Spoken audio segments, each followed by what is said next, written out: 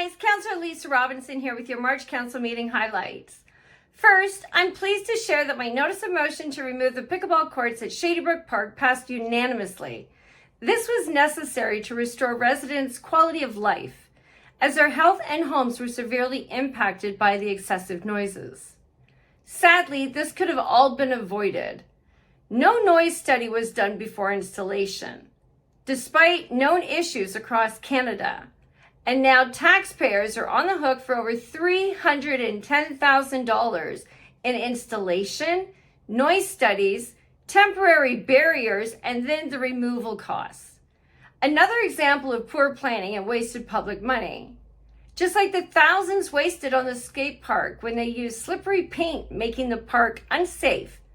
Or how's about the soccer dome floor debacle, where many more thousands of your tax dollars were wasted because no one checked to see if pickleball balls could bounce on the new flooring before installation. Now, in Mayor Ash's recap, he said council voted 6-1 to begin playing the O Canada before meetings because our country is under attack. What he didn't say is that for over 6 months, I have aggressively been fighting to have our national anthem played at our council meetings, but the mayor and each council member has outright refused. This meeting, I was then forced to vote against it. Why? Because of their political games by which they bundled the anthem with procedural changes that expanded the mayor's powers, changed committee structures, sidelining both the councillors and you, the public. All authoritarian moves which they knew I would vote against. This was nothing but a pathetic political game. They knew I'd have no choice but to vote against it because of how they manipulated it.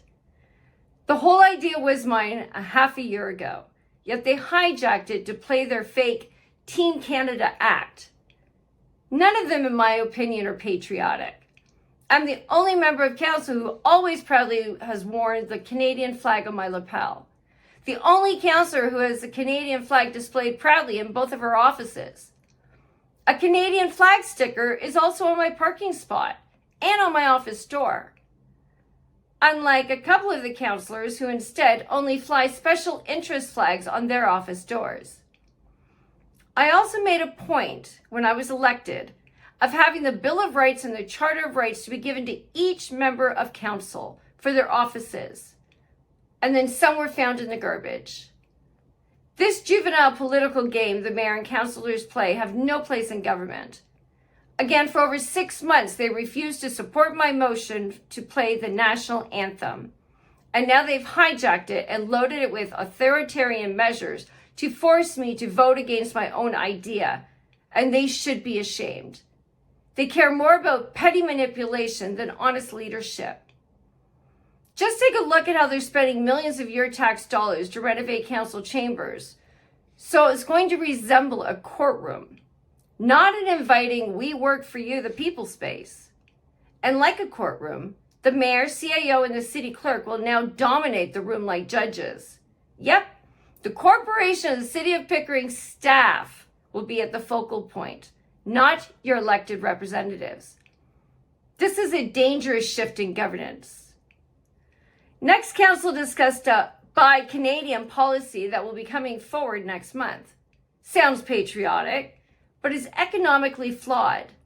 Less competition means higher prices and inflation will keep soaring. What we really need is a Canadian economic charter of rights and responsibilities. Ones that support local businesses, rewards merit, and eliminate small business taxes so we can build a stronger economy instead of just driving up costs with retaliatory, short-sighted, childish policies. Next, we passed an anti-littering campaign. More optics. Signs won't fix what's really going wrong, which is we have too few bins and poor waste collection. In fact, our recycling bins in our parks mostly go to landfill. Yep, straight to the garbage. We only have one truck in our fleet that is capable of sorting recycling. But just like the rest, it all goes to the garbage. Just another illusion for the people of Pickering, just like their so-called sustainability efforts. They preach about being green, but in reality, they're just piling up lies, not recycling. Hopefully, the thousands of dollars we are going to spend on temporary and anti-littering signs and slogans do a better job than actually investing in more garbage bins. Brilliant strategy. Council also passed the Beachfront Park Master Plan, another 6-1 vote, which includes spending over $400,000 of your taxpayers' dollars on a parking lot that we don't even own. It's OPG's, a company that profited $988 million last year. Let that sink in. They profited $988 million last year, but your tax dollars of $400,000 are going to fix their parking lot so we can use it. There was also thousands of dollars transferred from different reserves to cover artwork, but not from the actual artwork reserve fund, which distorts our financial end-of-the-year reports, making them inaccurate. The CAO also once again contradicted her own past statements, previously saying that a project wasn't artwork, but now is calling it artwork. This shows ongoing misdirection and lack of transparency. We also passed the Corporate Energy Management Plan. Again, another 6-1 vote, with 0 questions from council other than myself. Plans like this and Durham's official plan will reshape Pickering drastically. Car-free zones by 2040, all-electric transit by 2050, and mandatory home retrofits. And yet, no one is asking questions but me. Now that should alarm everyone. We also passed a retail market study, another 6-1 vote, which is already affecting small businesses by paving the way for residential intensification and big corporations. Pickering is losing much of its retail to make way for developers who will profit, build, and leave, leaving us with nowhere to shop, all the while creating worse traffic, more congestion, and failing infrastructure. And for what? Empty units that no one is buying? Yet we keep building more. Lastly, Council approved concentrated financial authority, giving a small group, including the mayor, power to co-sign agreements and authorize borrowing. That opens the door to political interference and possibly corruption. On top of that, we appointed a deputy treasurer without a transparent hiring process, which only increases public distrust by promoting favoritism. All of this passed without full transparency, public input, or meaningful debate. To make matters worse, staff refused to attend the meeting, claiming they were sending a strong message to me, Councillor Robinson, for calling out a director earlier on last month who blatantly lied to council and the public. So instead of demanding accountability from staff, the mayor and the CAO chose to protect the lies. I'll link to the meeting and to the evidence so you can see the truth for yourself. And at the end of the meeting, I brought forward several notices of motion, which I hope my colleagues will second. A motion to explore a Department of Government efficiency.